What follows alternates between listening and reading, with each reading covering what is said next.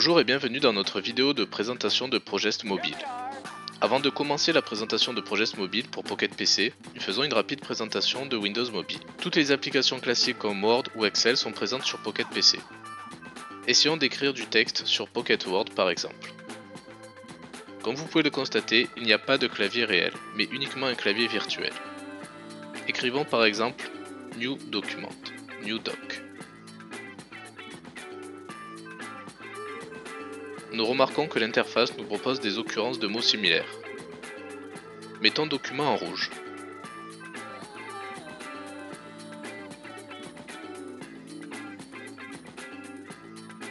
Nous pouvons également changer de mode d'écriture. Choisissons le mode d'écriture utilisant le stylet appelé Transcriber.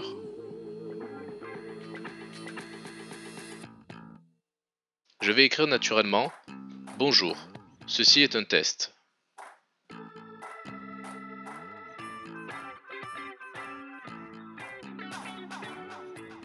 Cette phrase va être automatiquement reconnue et écrite. Voyons à présent les fonctionnalités de Progest Mobile. Ce logiciel vous permettra de suivre l'avancement des travaux en temps réel sur votre chantier. Il est actuellement en français, mais pourra être traduit en anglais si nécessaire. Le menu comporte de nombreuses options comme les options de filtre. Pour commencer, cliquons sur Options de filtre, puis choisissons un projet. Comme avec Progest Basic, nous pouvons modifier la largeur des colonnes. Choisissons le projet Merox Attractif. Choisissons également un système.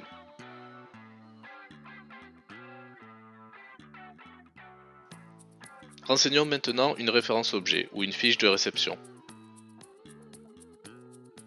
Cela peut être un isométrique, une liste d'instruments, etc. Prenons un objet de tuyauterie. Affichons maintenant la checklist de notre objet tuyauterie. Nous pouvons cocher chaque point de checklist directement à partir de cet écran. Entrons à présent dans les détails d'un des points de checklist. Nous retrouvons exactement les mêmes attributs présents dans Progest Basic. Ici, nous voyons que Monji Zarouk a réalisé cette tâche en décembre. Créons un nouvel objet. Nous cliquons sur Modifier. Nous allons changer le libellé d'un point de checklist nouvellement créé. Utilisons pour cela la fonction de reconnaissance du stylet. Afin de le corriger, nous allons à l'endroit désiré et nous réécrivons la partie mal orthographiée.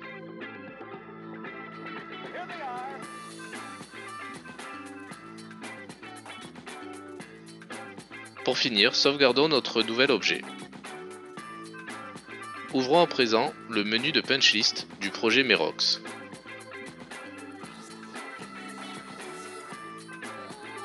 Nous avons actuellement 62 points de punch list et nous allons en créer un nouveau. A l'instar du menu checklist, nous devons renseigner le libellé du point. Mon point de punch list.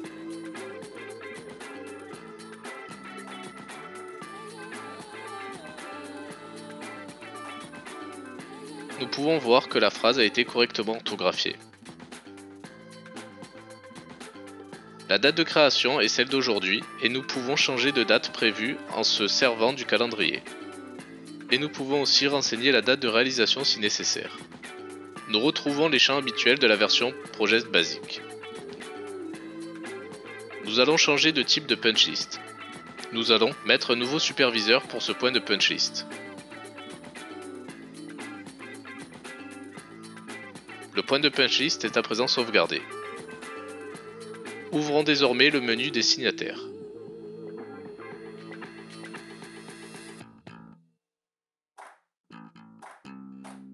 Depuis ce menu, nous pouvons définir quels sont les clients qui devront signer ce dossier. Ouvrons par exemple le signataire de Serge Boussion.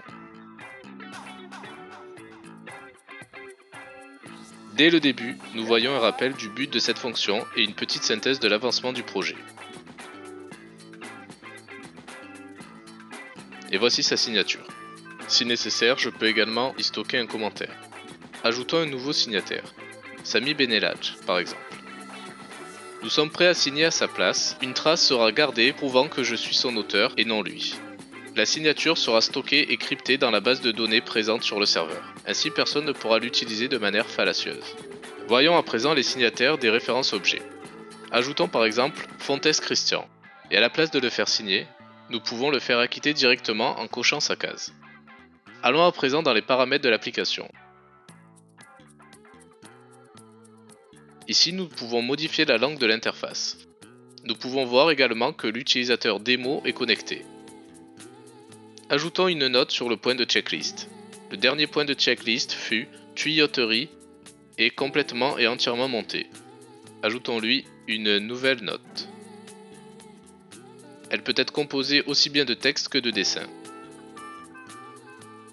Cette note peut être lue au format Word sur un ordinateur de bureau. Nous allons à présent voir comment créer un mémo vocal.